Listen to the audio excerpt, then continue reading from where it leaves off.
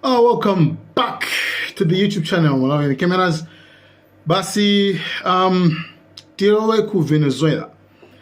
Pamene ndithu dziko ladabwa kwambiri malingana ndi zomwe wachita Trump kutumiza the largest warship chistima chachikulu kwambiri cha nkhondo chimene palibenso pa dziko lapansi pano.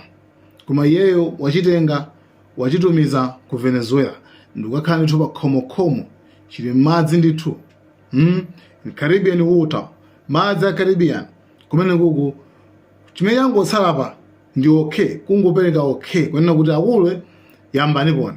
So zinthuzi zayambanso pano kununkhira kwambiri kuti nanga chikuchitika ndi chani. Izi zikuchitika pamene ndithu pompano Russia nayonso ndithu yatumiza zida kudzera pa ndege ija imene ili sanctioned, ndege imene ndithu adayiletsa kuti imene ndithu isamayende, imene ndi yazida.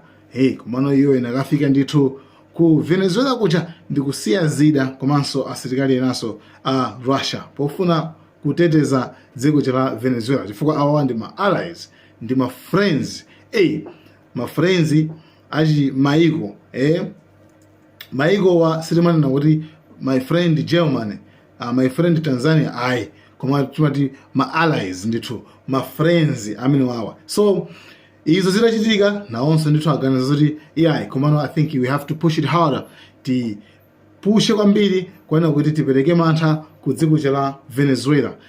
By the way, apa pamene tsopano pakuoneka zoti pali zinthu zingapo zimene zikudabwitsa komanso kuona kuti kodi makamaka Trump akufuna makamaka chani pambuyo pakuti iyeyo ndithu wapanga strike komene waphulitsa maboti okwana 19 pakati pano amene iwowo akukhulupirira kuona kuti maboti amenewa akuti akumanyamula ma drugs kumachoka nawo mu Venezuela ndi kumalowa nawo mu dziko la America. Komano palibe umboni wina uliwonse, no investigation, palibe kufufuza, palibe chani, zonse sizikudziwika kuti makamaka iwowa kuti akuphulitsa wadi ndi anthu amene akuaganizira kuti akunyamula ma drugs kapena mpaka na UK imene imakhala pamodzi ndi USA kupanga za intelligence, kuyang'ana kumayang'ana chitetezo komanso zina ndi zina.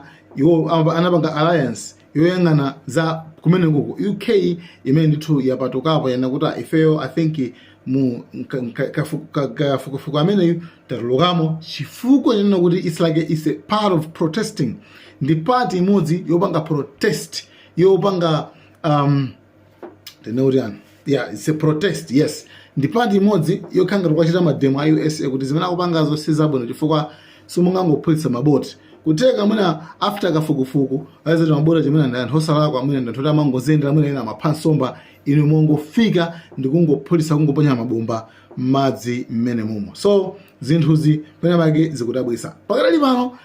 Funso ndikuti kodi iwowa mu Venezuela mo situation ili motani. By the way, iwowa ndithu yesterday dzulo anali busy ndithu kumayesa zida zawo, kumayesa ndithu kumatumiza kumatere kukonzekeretsa akuti iwowa ndithu sakuopa china chilichonse komanso akuti sakunjenjemeraso chifukwa iwowa akuona kuti sakulakwa chifukwa iwowa akudziwa chifukwa chino chimene USA ikupitira ku Venezuela. By the way, pali zinthu ziwiri. One, akufuna asinthe regime, afuna it's a regime change, akufuna kusintha boma. Number 2, akufuna abe ndithu oil, mafuta mu dziko la Venezuela. Chabwino. Izimene anthu adziwa bwanji kuti USA, America ifuna ibe mafuta kapena ifuna isinthe regime. One, Nicolas Maduro amene ndi president wa dziko la Venezuela amene ndithu adauza USA kuona kuti akulu chabwino ifeyo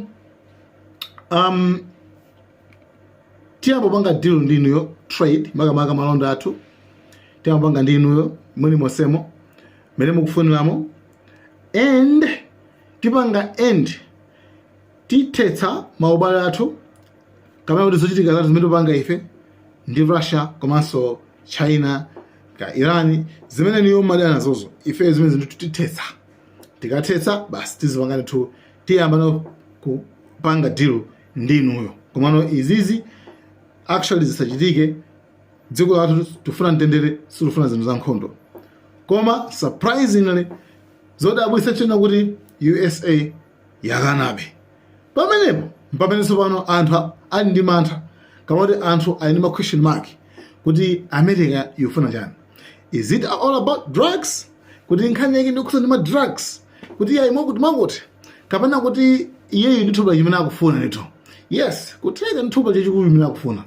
It's either mafuta kapena kusintha boma la Venezuela. So izo zimene zikuchitika pakali pano ndithu 15,000 US soldiers, asilikali kwana 15,000 ali mmene momwe ndithu muchiboti mmene momwe ndithu kumadikirira kuti a Trump angonena kuti inuyo pangane strike. So tione kuti zikhale zotani kutsogolo kuno kuti koma zimene zithandiza nkhondo iyi ikafika kuti ikalifikisa kuti. Koma pakali pano update, the latest update ndiona kuti chatsata panopa ndikungopanga okay, kungopereka okay kuti akuluakulu strike basi yambani kugira mchenga chonchi kungophaza chonchi phaza mchenga basi.